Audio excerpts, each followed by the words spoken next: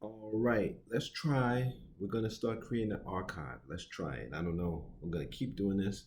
I used to do this before, just straight reading, because I have so many projects, so much writing to do. But I want to keep um, as many of these books, as many of this stuff archived in the Connerson Center, and I figured the best way to do is just read it. It helps me with my reading. It helps you see a black man reading, and for people who can't read, they can listen along, and it's an easy way to take it. A lot of people do audiobooks anyway, so here's we'll just get through it.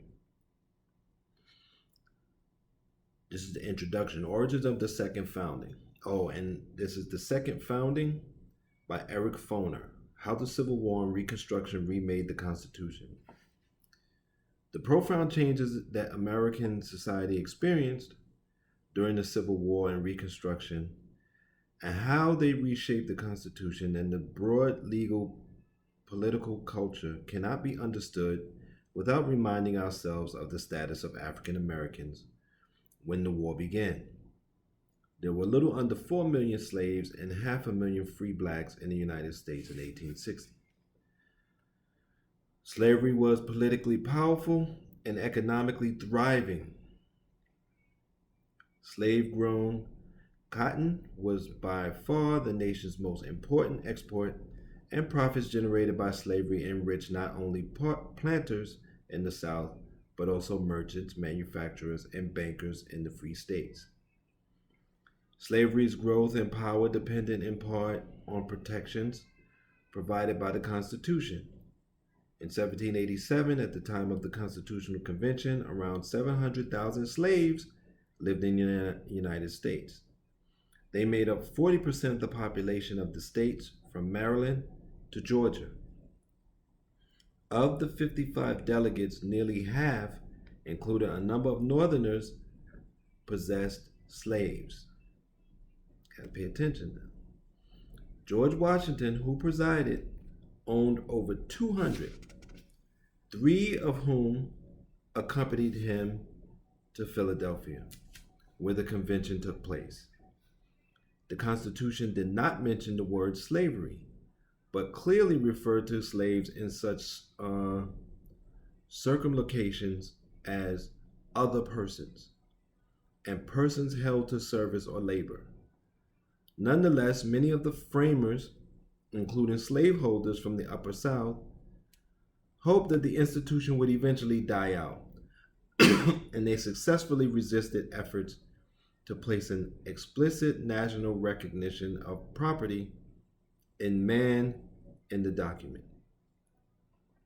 Yet they did include clauses requiring the return of fugitive slaves to their owners, allowing states to import slaves from abroad for at least the next 20 years. And according to Southern states, extra power in the House of Representatives by counting 3/5 of their slave population in apportioning its members. This last provision also enhanced Southern power in the electoral college that chooses the president. Most importantly, perhaps, it was almost universally agreed that the Constitution left slavery not bound, beyond the reach of the national government. State law established and maintained slavery, and states could abolish slavery or prohibit its establishment, as northern states did during and after the War of Independence.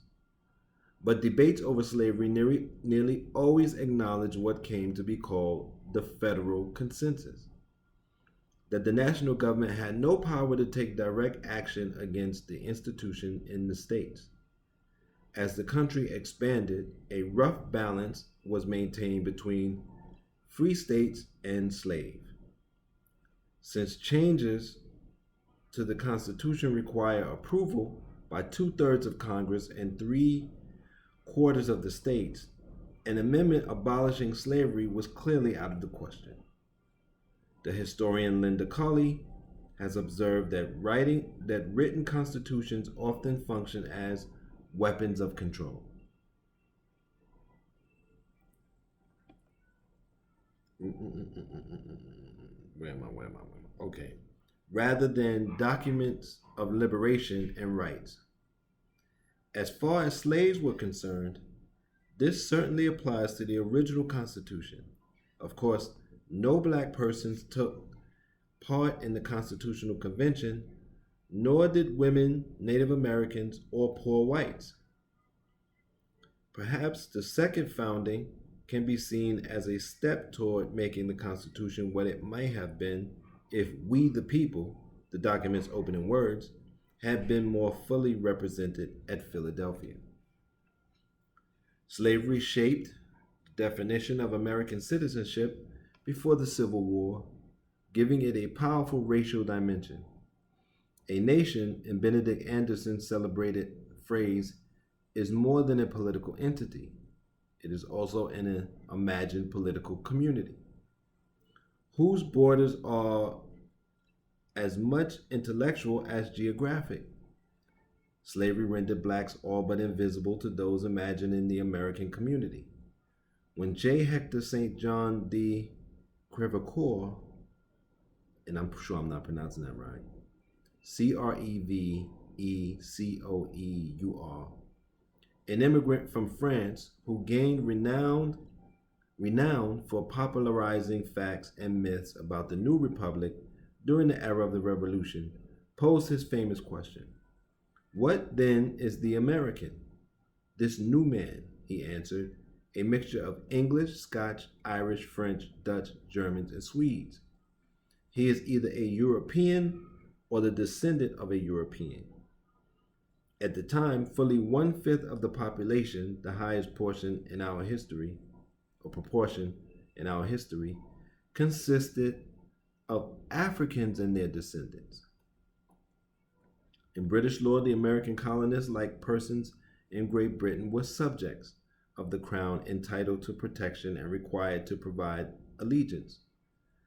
Independence transformed British subjects into American citizens. Yet, despite the enormous cultural currency that the idea of citizenship acquired in the United States in the first half of the 19th century, it was not until the Constitutional Revolution of Reconstruction that a commonly agreed upon understanding of the rights it entailed and the role of the federal government in defining and guaranteeing those rights developed. Before the Civil War, as one member of Congress noted during Reconstruction, a person seeking enlightenment about the American citizenship must have been pained by the fruitless search in the law books and the records of our courts for a clear, satisfactory definition of the phrase citizen of the United States. During the early days of Reconstruction, members of Congress asked Horace Binney, a prominent lawyer and for a former congressman, to explore the meaning of citizenship.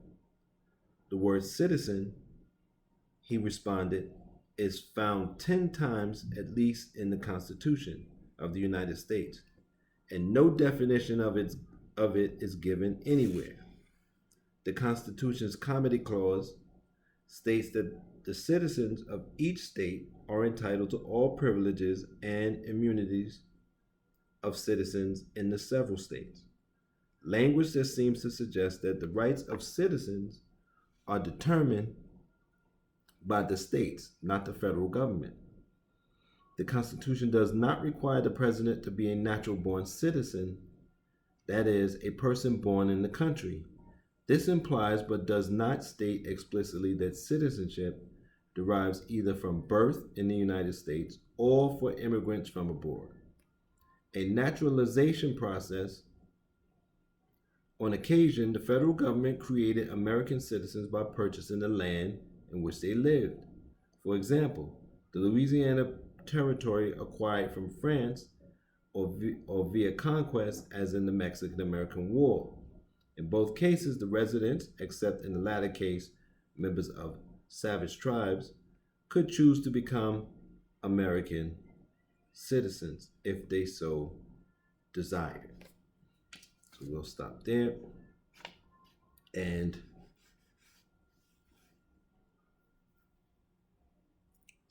um, that is part one of the second founding by Eric Foner. And I will see you next time. I'm going to try to read from this every day until I have to take the book back. And I want to keep a record of these books, and I want to keep an archive of these books. And this is the best way I know to do it. It's beneficial to me. It's beneficial to you. You can listen to this in the background.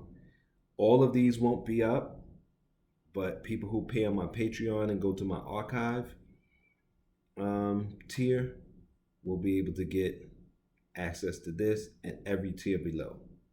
So I'll see you next time. Keep learning, and more importantly, use what you learn. It's very important that you do that part. Be safe, everyone.